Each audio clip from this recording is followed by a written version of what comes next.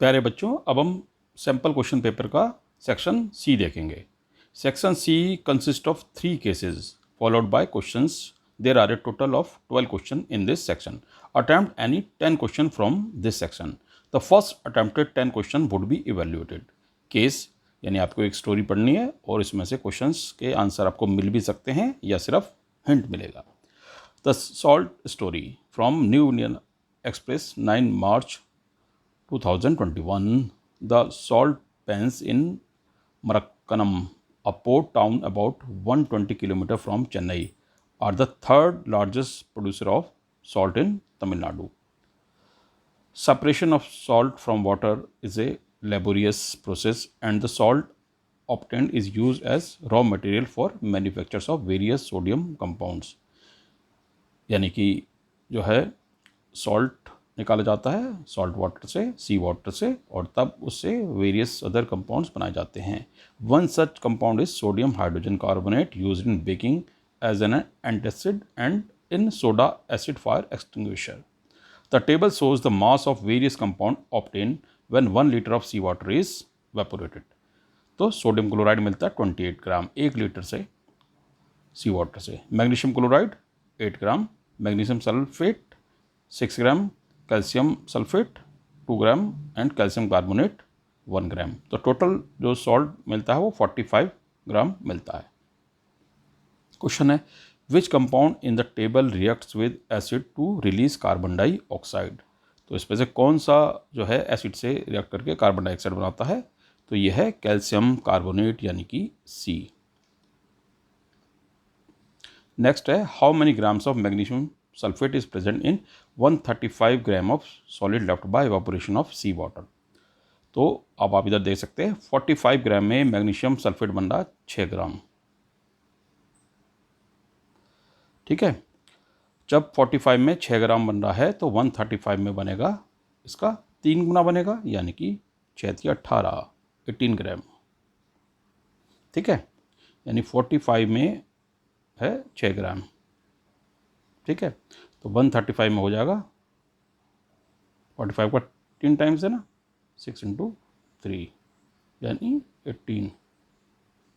ठीक, what is the saturated solution of sodium chloride called? Very important question है ये भी। ए आंसर है brine. What is the pH of the acid which is used in the formation of common salt? Between 1 to 3। ठीक है,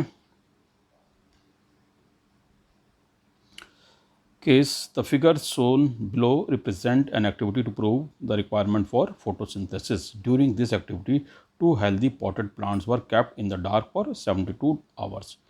After 72 hours, KOH is kept in watch glass in setup X and not in setup Y. यानी इन 2 plants को रख दिया गया अंधेरे में ताकि उनके अंदर जो भी स्टार्च बना हो वो फिनिश हो जाए। उसके बाद जो है इनको धूप में रखा गया इस तरह से ढक के, एक्स एंड वाई। ठीक है, एक्स में रख दिया गया KOH और वाई वैसे ही छोड़ दिया गया। Both these setups are air tight and have been kept in light for 6 hours. Then iodine test is performed with 1 leaf from each of the 2 plants x and y. अब x में तो KOH भी रख दिया गया था। KOH क्या करता है? कार्बन डाइऑक्साइड को एब्जॉर्व कर लेता है, बस यही चेक करना था इनको।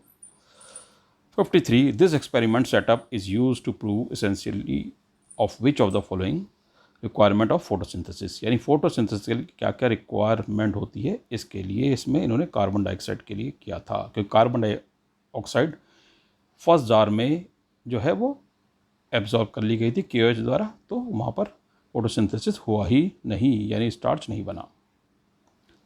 The function of KOH is to absorb carbon dioxide B। Next question, which of the following statement shows the correct result of iodine test performed on the leaf from plant X and Y respectively? A blue black color would be obtained on the leaf of the plant X and no change in the color of leaf of Y। तो ये तो wrong है। Blue black color would be obtained on the leaf of the plant Y and no change in color on leaf of plant X। तो blue black color होगा Y में, yes ये right है। ठीक है, अब अगर रेड कलर तो हुआ ही नहीं किसी में तो देखने की जरूरत ही नहीं है, क्योंकि स्टार्च अगर होगा तो आयोडीन के साथ वो ब्लू ब्लैक कलर देगा, और वाई वाले पॉट में फोटोसिंथेसिस हुआ यानी स्टार्च बना।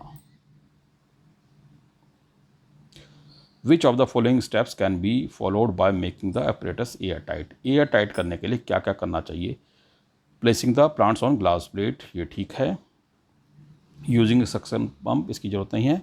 Applying Vaseline to seal the bottom of jar, Vaseline है ये, एसलिन लिखा ना, वैसलिन, ये ठीक है। क्रिएटिंग वैक्यूम, तो हमारा जो है पहला और थर्ड, तो पहला और थर्ड किस में आया हुआ? सी में, तो सी इज़ राइट। अब नेक्स्ट केस पढ़ते हैं। Noor, a young student was trying to demonstrate some properties of light in her science project work.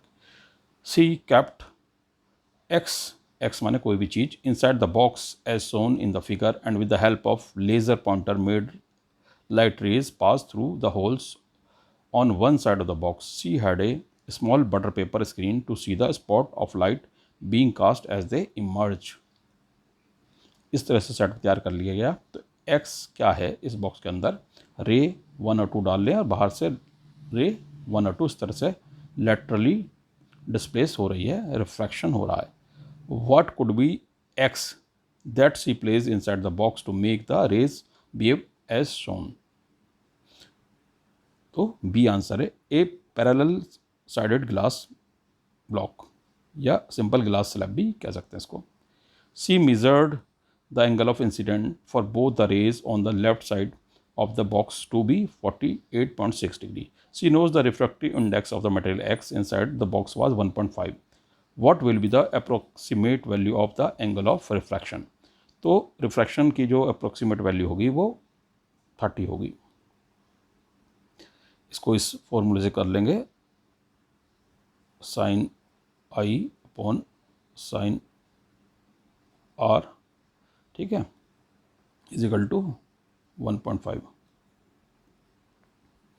1.5 क्या है इसका? रिफ्रैक्शन का इंडेक्स है, ठीक है।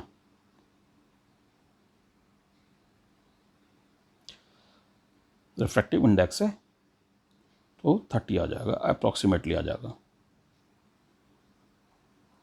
हर friend noted that following observation from the demonstration, glass is optically rare than air, तो ये गलत है।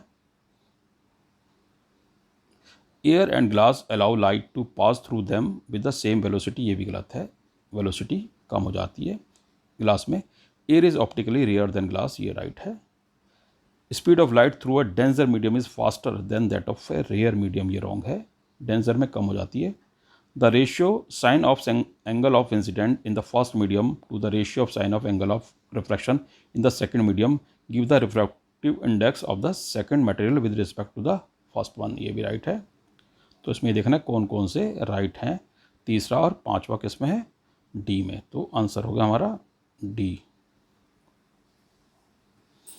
तो इस तरह से आपने इसका, अच्छा एक और है, if the object inside the box was made of a material with a refractive index less than 1.5 then, यानी लेस देन 1.5 अगर रिफ्रैक्टिव इंडेक्स तो वो रेयर होगी, इससे लेस डेंस होगी। तो lateral shift of the rays would have been less, lateral shift of the rays would have been more, lateral shift of the rays would remain the same as before.